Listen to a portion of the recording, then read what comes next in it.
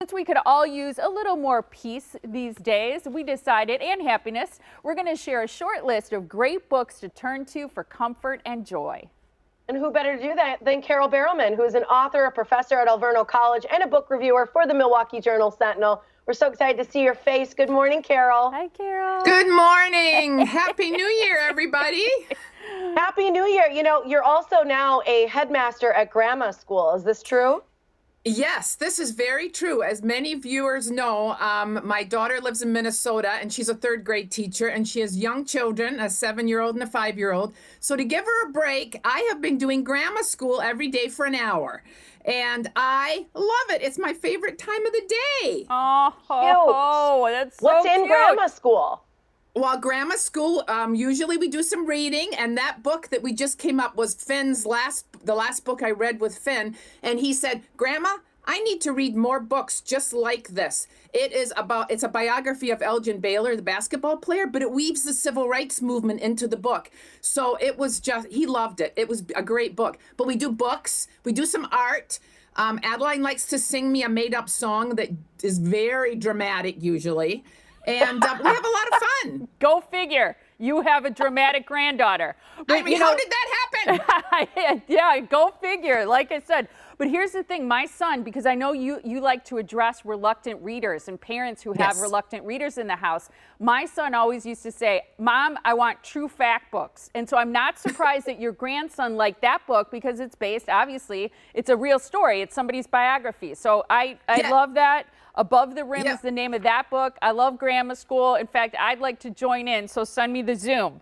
Okay. Yeah, right. Next time. Yeah, so let's move on to books that you reread, actually, for comfort and joy, starting with Bird by Anne Lamott. Some instructions on writing and life. And I think the key here is the instructions on life. I assign this to a lot of my creative writing students, and it is one of my favorite books. It's like listening to your sassy sister, your favorite teacher, and your really best friend giving you advice on things. And so everything she says about how to survive a writing life and be a creative in the world apply to life, and about how to appreciate good characters, good people, all of those kinds of things. And it's a good sense of humor. And it's called Bird by Bird because her brother was assigned to write a paper in high school where he covered all the birds of North America, and he was frozen and he couldn't do it. And their dad came downstairs one day and said, just take it bird by bird. And I think that's good advice for life. That is great advice. I love that book. I feel like that's a good one for a lot of people. This one is cute. Charlotte's Web by Evie White.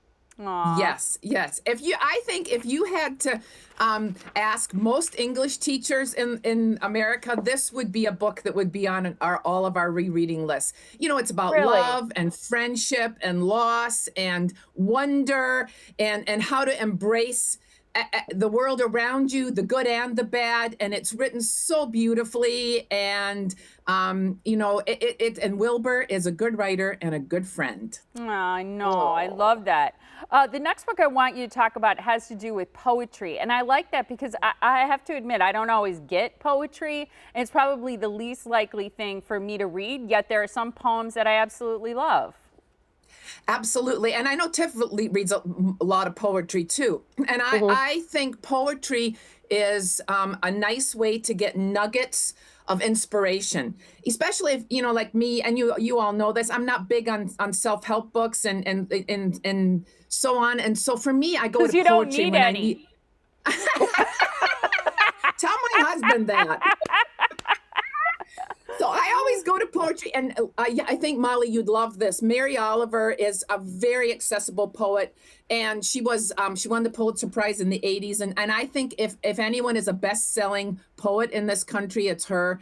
This is a collection of her poems, Why I Wake Early, and it looks at the natural world. They're very, very much rooted in nature and so positive and so inspiring, and if you don't read poetry, you should at least have one poetry book in your library. Cute. I love that. Okay, how about this one? The Ladies' Guide to Petticoats and is it Piracy? Piracy. Yes. Piracy. Okay, just Piracy. wasn't sure which one.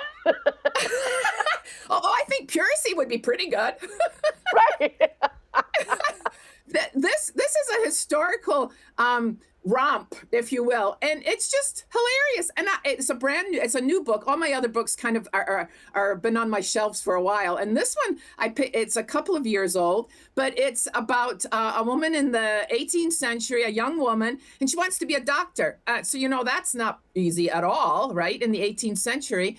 And it's about female friendships, and it's about her escapades in trying to be a doctor and be a professional woman. But it's hilarious, and it's funny, and it's smart, and I laughed, and I'm gonna keep it on my shelves. I love that. Aww. Your hair, I know I say this every time you're on, but you look fabulous. Keep it up. Yeah, you look gorgeous. But I also have to know, Looks so Carole, good. when do you call people in the morning? How early do you think it's okay to call someone?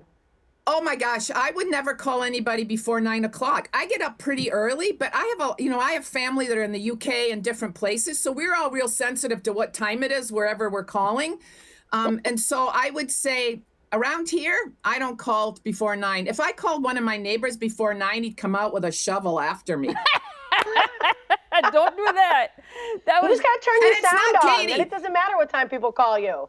Well, I suppose that's true. Just don't call me at all before coffee. no calls before coffee. I hope somebody says that on Facebook. Carole, thank you so Fair much. enough. Such a great list of books for comfort and joy. To connect with Carole, to visit her website, what a great list. Go to carolebarrowman.com. I'm telling you, I'm going to get the Why Awake Early by Mary Oliver. I got to get some poetry in my life like Tiff. I agree. It's so good. All right.